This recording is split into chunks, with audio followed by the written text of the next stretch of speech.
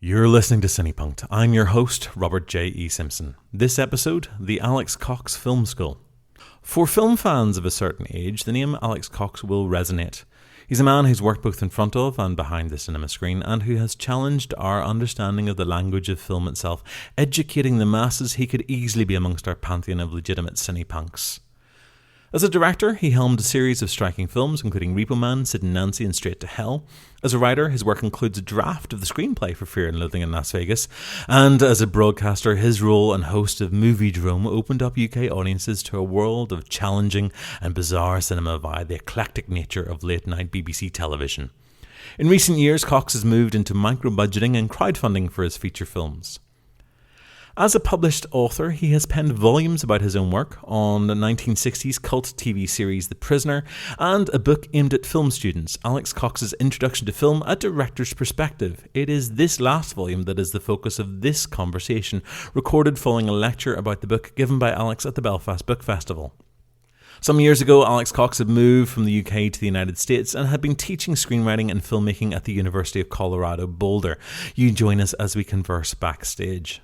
How on earth did you end up in academia for that brief period, or however long it was? Up until the economic crash of 2008, I had been able to survive as a filmmaker, and then and there was a certain amount of revenue coming in from the DVDs, because some of the films that I've made, I've actually owned the rights to, and so I was able to both make income from them and do little payouts to the profit participants, especially on Straight to Hell. Straight to Hell was quite a good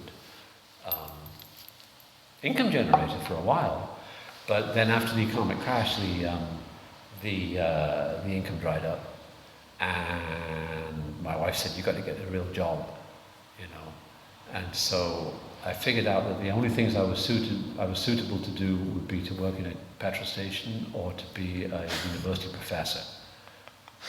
And you were living out in the States anyway, yeah? Yes, and in Oregon, where I live, you're not allowed to pump your own petrol. It's a job creation scheme. That in Oregon, they have gas station attendants. Right. And so I was, and there was the only two jobs I could think of doing. Okay. It was gas station attendant or university professor. So it took you into academia. Yeah. Is that? I suppose your work as a filmmaker must have been hugely beneficial to them in a film department. I think it was good because the school that I was at was largely experimental. Experimental film is very big at certain American universities, and Boulder, Colorado was one of them. So they didn't really have a narrative person. Right. There was a narrative guy called Roger Carter who taught camera, but apart from him, there was nobody with any narrative experience and nobody who worked with actors, and so I filled a gap. Mm-hmm. Because I think most of the students wanted to do narrative, right. And so I went and taught there for 4 years, and I loved the students, but they were marvelous. Okay, and coming into that you had a background in your undergraduate was in law, and then you left that to do film, radio, and television. I have a law degree from Oxford. I have a radio, film, and television certificate from the University of Bristol. Okay. And an MFA in film from UCLA. Okay, so the idea of film theory was something you were very, very familiar with anyway. It's not just someone who's coming as a practitioner who's gone. Yeah, because my first year at UCLA was actually in critical studies, and then I switched to production. Right. Okay. And how? What sort of balance is there, or did you find going into that university environment as an educator rather than as a student? What's the sort of tension like between theory and practice? Is there one? No, I don't think there. I think a really abstruse theory. If you read one of those giant books, like one of those intro to film books, like Bordwell, they're impenetrable, and the guys have never been on a film set, so they don't really know what they're talking about. Mm-hmm. So they verbiage it over and come up with a whole bunch of theory and stuff which doesn't really apply in the practical world of making a film. So that was really why I thought I had to write this little book, just because I couldn't find a textbook that I thought was appropriate, And the thing is, the students don't read those books. No. Even if they buy them, they don't read them. They don't read them. I usually don't even buy them. Yeah. No, I came through film studies here in Belfast, so a lot of what you were saying today resonated quite strongly with me. Yeah. not maybe so much in sort of not my lethargy, but kind of my peers' lethargy. Yeah. You know, they're not interested in things like silent movies. Yeah. I was just saying down the hall, like the one thing I remember being told, I used to sit in a student consultative thing, so as an intermediary between staff and students to get feedback, and students were so pleased whenever we started showing colour films. That's interesting, because I'm not very interested in silent films either. I mean, I think that cinema really comes into its own in 1929 when the jazz singing, or whatever it was the first talkie, whenever that happened. I mean, I showed bits of some silent films, Caligari and Metropolis, and I love Nosferatu, you know. And the first Buñuel. So I did show some silent films, but really I think that the cinema begins when sound is added. And it's interesting that unlike when colour came in, there were still black and white films for a long time, still or forever. But when sound came in, that was it. There were no more silent films. So I think that sound is an integral part of the cinema, really. I think it's essential. Do you think it's essential? I mean, it's kind of an interesting thing. I shot an experimental thing last year, and we deliberately shot it as a silent film. Yeah. Because I think the temptation was, it's so easy to get bogged down in dialogue. Can we tell a story without using sound? Well, you could do it without dialogue, but what about the sound, though? I mean, you could do a film that has a soundtrack. Well, I mean, we had a soundtrack, but in that sense of 19 teens production, where there's a score, which is being worked on at the moment, but it's still an experimental thing. It should be separate from the image itself in a way. I still don't think it's essential. But that's me as trying to experiment and find my voice. Yeah. And that's just my opinion. Yeah. I mean, other people would say differently. Other people are like very into silent film. I mean, we had one professor there who specialised in early cinema, and silent film. But that's just my opinion, is that the cinema begins when sound comes in. Although, I mean, but Un Chien Andalou is a masterpiece, and it has no sound, so... There's always rules. Yeah. The book came out in January, if I'm right, yes? I think so. You left teaching when? The previous May. So you haven't had a chance then to actually see how students respond to the book itself? I don't know if anybody has used it as a textbook yet. I mean, I wish they would. I'd be very interested to know how it went. Because obviously, I mean, like you're drawing on a much more, as you say, as a practitioner, someone who actually makes films, who has an understanding of how a set works. And from what you were saying today, I mean, some of those topics, things like even fair use, which is something I'm constantly talking to people about, is they just kind of think, they can use everything, but they can if they're clever about it. But those are really important lessons to learn as a filmmaker. So I would be interested to see how a student would adapt to that, particularly a student who maybe has spent time with a more traditional film theory-based text. But you haven't had that. I don't know if anybody's assigned it. I mean, I think if anybody's assigned it, because I say I say in the introduction, if you're interested in if you want to do this and you're having trouble finding some of the clips, because some of the films that I reference are fairly hard to find, then contact me. And I'll help you find. I'll help you source the material. Like the Mattei Affair by Francesco Rossi is very hard to find. You can find it on torrent, but you have to know how to find it on torrent, and no one's contacted me yet, so I don't know if it's been assigned. We'll see. Looking through it there downstairs, I noticed there's no still imagery in it at all, which I thought was rather unusual for, even for the likes of Bordwell, there are plenty of images there. I think of the Truffaut Hitchcock book. Like it's packed with images, a way of explaining what's going on.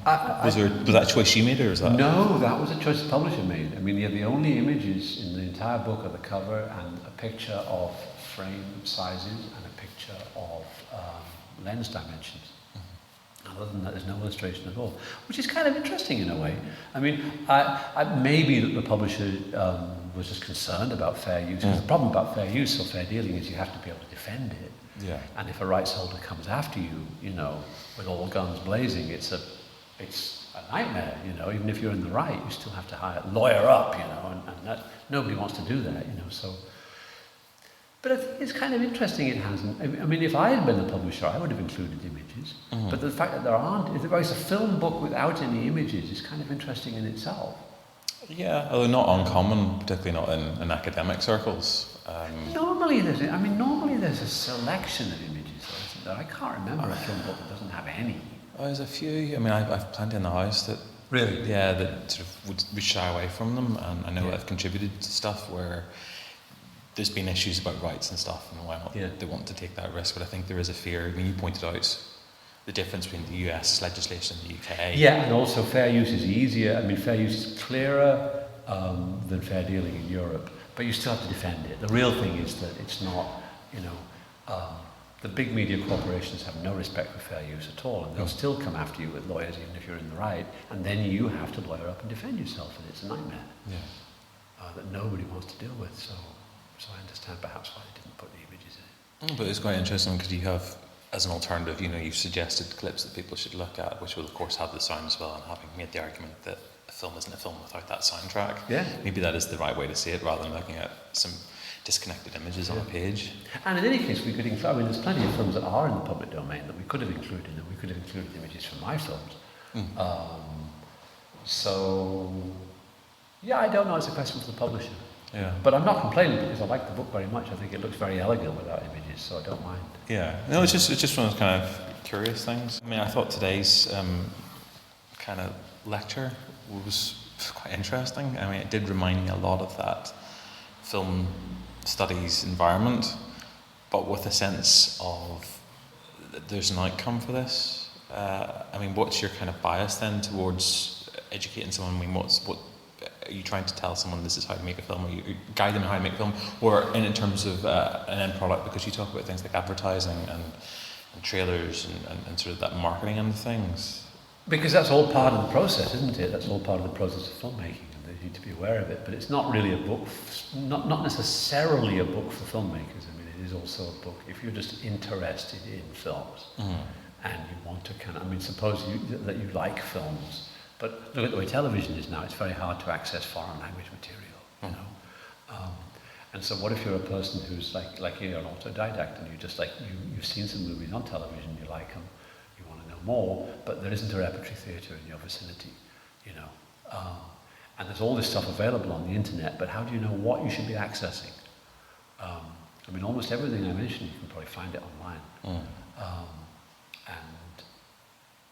But how do you know to find it unless you know what the title is and the name of the director and how to look for it, So I think that's the idea, is that it could be a text for a school, but it could also be a text for an individual that just wants to educate themselves about film. Mm-hmm. And it is still a curated sense of these are my choices of films that I think you should look at. Yeah.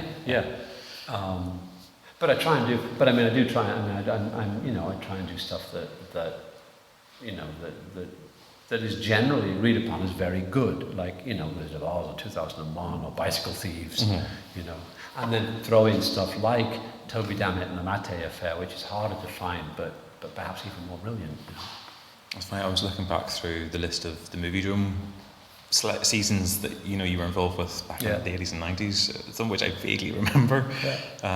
So you're probably partly responsible for my early film education. Good. Well, that was. I thought it was kind of sort of a film literacy program. Yeah. I mean, have you ever thought about kind of going back to that kind of those choices that were made back then and sort of reevaluating them for now? I guess because there is a kind of film school thing within that. Mm-hmm. That there's a list of films there that if you look at, you will take something away from, and they're at times quite diverse. I think I had an impression that they were all kind of cult films in that sense of, offbeat horror, science fiction stuff, but they're not. There's actually much more accessible. It was really that. Very small number of the films we actually bought in. Essentially, some Italian westerns. Mm-hmm. The Big Silence, Django, Requiescant. I was able to persuade the BBC to buy them or license them. But everything else was stuff that they already had. It was like they had a big bin of films that they didn't know what to do with, like The Long Hair of Death and stuff like that. And they just didn't know what to do with it. And so they could, then there was this slot on Sunday night where they could put all of that stuff, and Diva and whatever else, write in cell block 11, whatever, and and create a frame for it, even though the frame was entirely eclectic, and you could call them cult films, but then they weren't all cult films because Terminator was a massive commercial success, and so it was all just stuff they had under license, all got garbaged into that Sunday night time slot. But in a good way, in a good way. And the other good thing about it, and what was unique about it, was that I didn't have to pretend everything was great. I could say, the film you're going to watch tonight is kind of rubbish, but there's this great performance by so-and-so, or there's a really interesting moment when the production design does this, or when the editing does that, and so we could talk about the mise en scène, like you would in an academic situation. You might screen a film and say, listen, this film's got a lot of problems, but I'm showing it to you for this reason. It is kind of interesting because there is this sort of,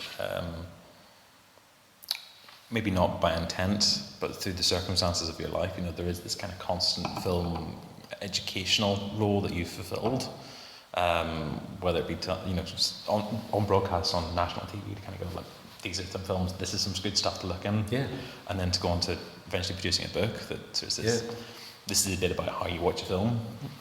I find that quite interesting from someone who's a practitioner who maybe didn't intend to go down that path, or did you?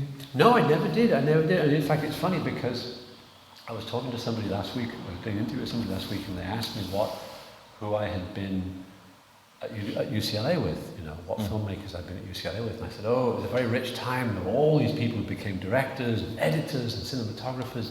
And as I listed them, I realized, no, none of them are working anymore. They're all in academia. Every one of them is teaching at the University of Miami or UCLA or New York, or they're all in academia. Wow. And I thought then, I'm glad I'm not, I mean, I like the process. I thought meeting the students was extremely valuable, and meeting a generation that wasn't my own was incredibly valuable and incredibly beneficial and invigorating for me, and I hope for them. But I just thought, I'm so glad I'm back in my day job. Yeah. Because it's too hard to do both. Do you think it's something you'll return to at some point? No. No, that's it. It's done. No more academia. No, not unless I can be entirely in charge. Uh-huh. Not unless I can be the chairman of the department. I will choose the curriculum. Uh-huh. I will choose the other faculty members. I will be the boss. Because I am the fairy on top of the Christmas tree. See, I find that fascinating because, listening to you today, I find that quite refreshing that you had this sense of practicalities. That certainly my experience here is often missing. And you meet students, and students haven't a clue. They're alienated. They're as you say, they're bombarded with all those theories at the start, those big words and subtitles, and they haven't a clue unless they've maybe seen something before, and they're a little bit more open. Yeah. So I think that's a shame. I think you should do more. Well, I think Werner Herzog has set up his own film school in Los Angeles. I don't know who funds it. And also the thing is that the good thing about when I was teaching at CU, it was a state university, so it wasn't like a private school. It's expensive to go to university anyway, but it wasn't a private school. It wasn't like excessively expensive, or it wasn't the most expensive school you could go to, because sometimes private schools are just a rip-off. Whereas at least if you're a state university or a research university, you've got there's a certain legitimacy to it. Yeah. The danger is that Werner Herzog School of bullshit and give me your money now. The other thing I kind of want to touch on, without taking up much more of your time, is this idea of fair use, which I think is a fascinating concept, and it's one that's not properly understood by most people working within the media, I don't think. Yeah. But also in terms of your own work, because you've been quite open, I think, in terms of what you give to people. What's the thinking behind that in terms of your own stuff? How do you mean? Well, I was flicking through your website earlier on today, and you things like your first book that never got published is published there. Yeah, put all the screenplays on. And your screenplays and things. Yeah, I think that offers. And listening to you chatting to someone in the queue there, it's like you're very easy to find online. Yeah. You're very approachable. I couldn't understand what that guy was saying. It's so easy to find me online. It's so easy. When people send you an email, and go, "You're very hard to find." You go, "You wanker! not hard to find people. And almost nobody's hard to find. You can find almost anybody. You can find contact information for them. In fact, it's extraordinary if you can't find contact information for people on the internet. But I think what's surprising about you, perhaps, and a lot of filmmakers who certainly have a reputation, is that you are so approachable, that you're willing to give of your stuff beyond like someone paying $12.99 for your book.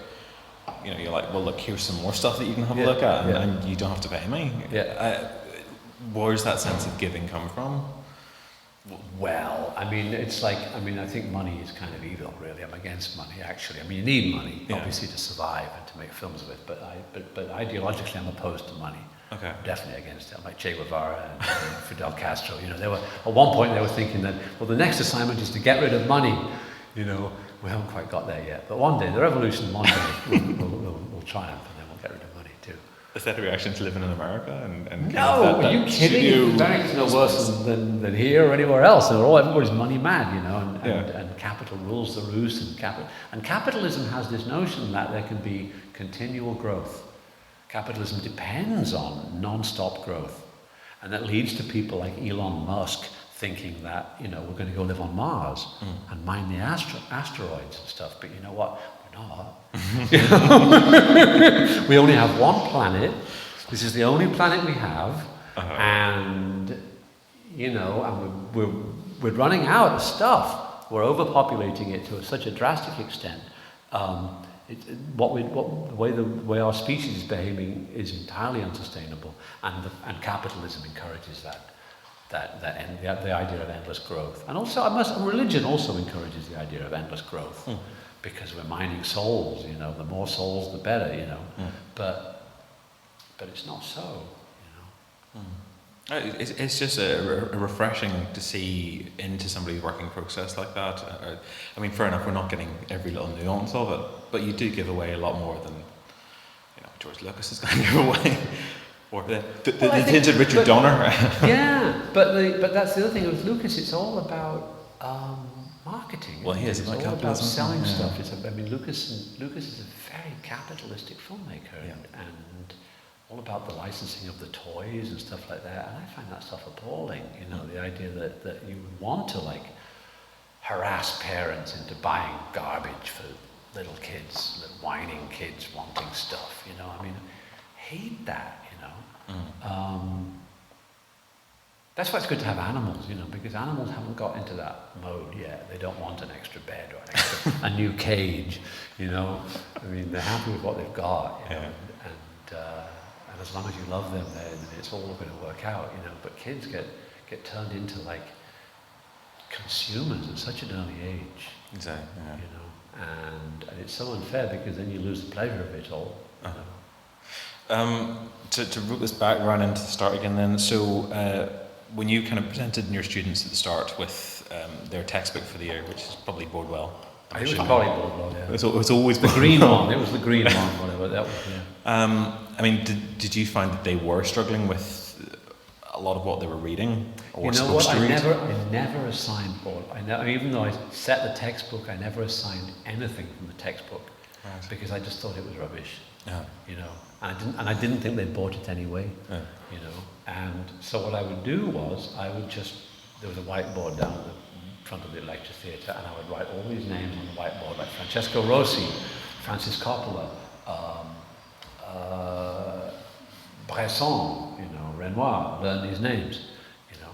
Everything I write on the whiteboard, I'm writing here for a reason. You know, I'm not going to test you anything that I haven't said in class or written on that board. You know, so all you have to do is pay attention.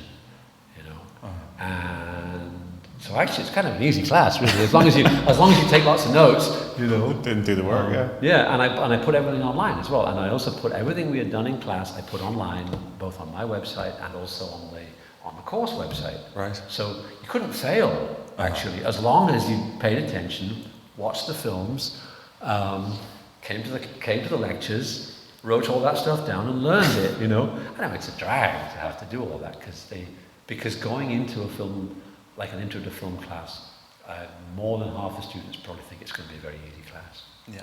You know, but unless they've actually seen a bunch of foreign films already, and taken a photography course, they're going to have to learn some hard stuff.